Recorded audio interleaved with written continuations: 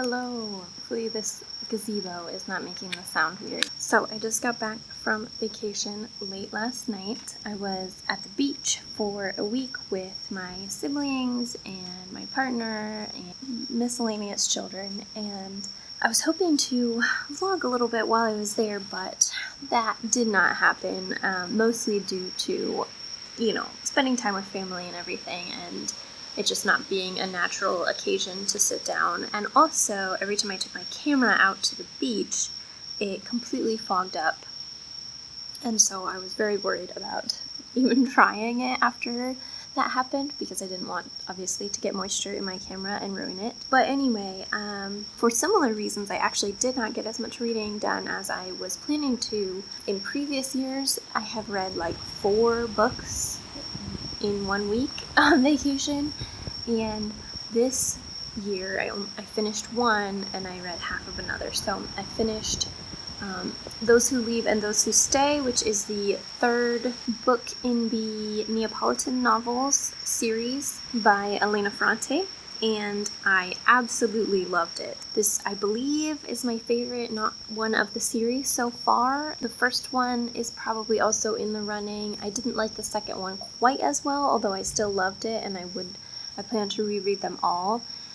So this opinion could change, but I believe this was my favorite one of the series so far. It really tackles a lot of the systemic issues that haven't necessarily been delved into prior to this, but are definitely foundational parts of why everyone is the way that they are in the series. So, you have the patriarchy, toxic masculinity, misogyny, violence, just an incredibly violent culture. You have worker rights, labor rights, systemic poverty and exploitation, just all kinds of things that were really, really discussed at length in this one. And although the characters were just as annoying, if not more infuriating than ever before, you're kind of able to see more why they are that way and the systems that are, at work here. And I just loved it so much. So that was a big success. I can't decide whether I want to read the 4th one soon or whether I want to put it off because I don't want to finish the series.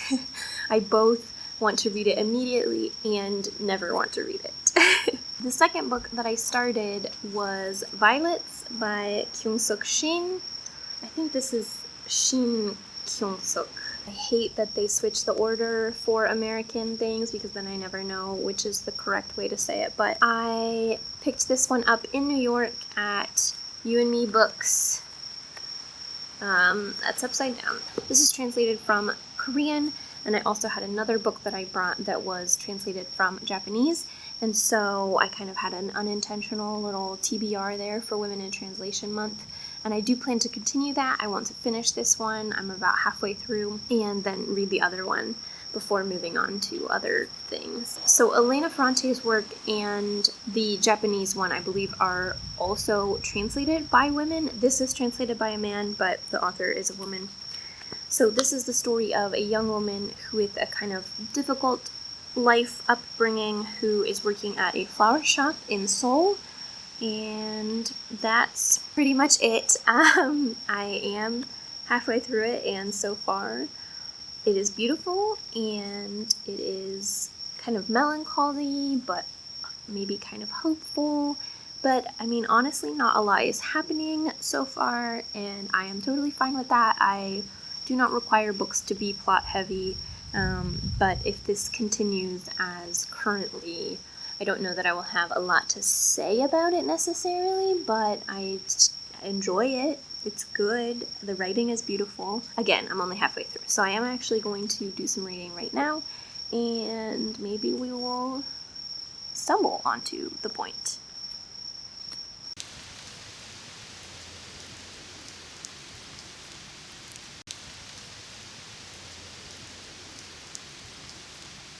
So it is the next day. I did finish Violets this morning, and I am still unsure of how I feel about this. It was very, very beautiful. It was very sad, much more sad than I was expecting. I kind of thought it was like just a little bit sad, and then towards the end it took a turn where it is just very sad. I swear there's literally never anyone around until I start filming, and then it's instantly like Grand Central Terminal. So anyway, there are definitely content warnings for this, so if that's a concern, I would look it up. I really liked the author's afterword. I thought that it kind of explained some of the choices that she made.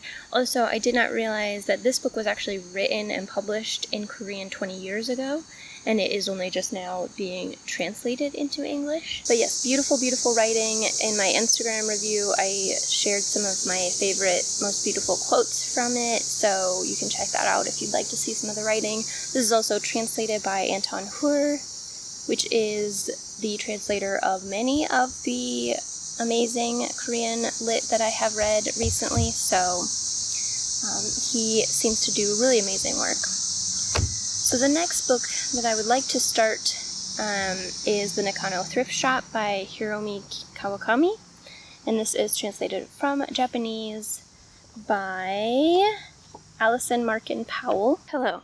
So, I tried to go to a different park than usual, and it was a definite fail. There is no seating here with a backrest.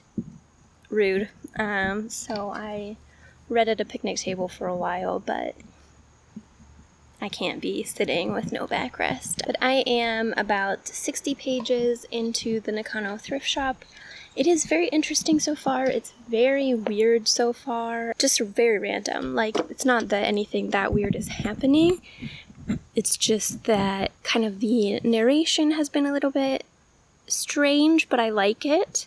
And then the things that are happening are just very, like, a strange combination of quirky but yet mundane. So we will see how it develops. I'm not,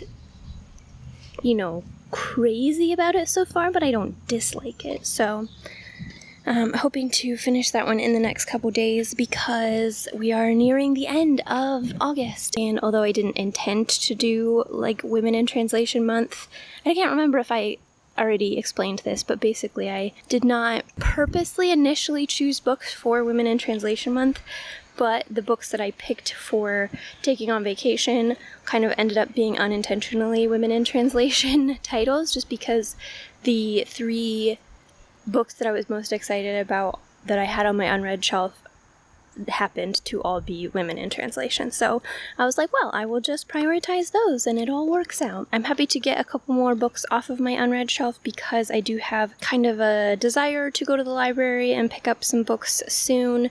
And so that will mean that I'm not prioritizing my unread shelf for a while. So anyway, I'm going to go find a different park that has appropriate seating for people who don't have good posture. Hello. So I read about 15 more pages or so of this, I think, and unfortunately I am going to DNF this. I don't mind plotless things. I don't mind books that don't have a point, or, books that are just kind of an experience to read. I don't mind that at all. But typically those I like because of the writing, or I like because of the characters, or just the vibes, the setting, it being, a really, really enjoyable experience.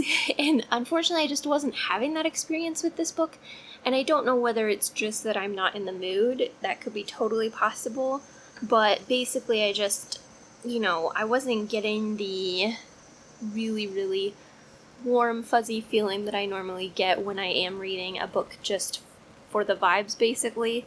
This one, the characters, I didn't dislike them, and I thought that they were interesting, but I didn't care about any of them, and I didn't find the writing super beautiful or anything. It could be translation issue, or it could be just the way the book is written. I know these are very popular. This is a very popular author, so could just be me, could be the mood that I'm in, but basically, obviously I could have just powered through. This is not a super long book, but life is too short to read books that we're not enjoying, so I am just going to DNF this. So that brings us to the end of our little Women in Translation Month experience. So I am going for a run and hopefully going to pick up some new books at the library for our next adventure. So I will see you then.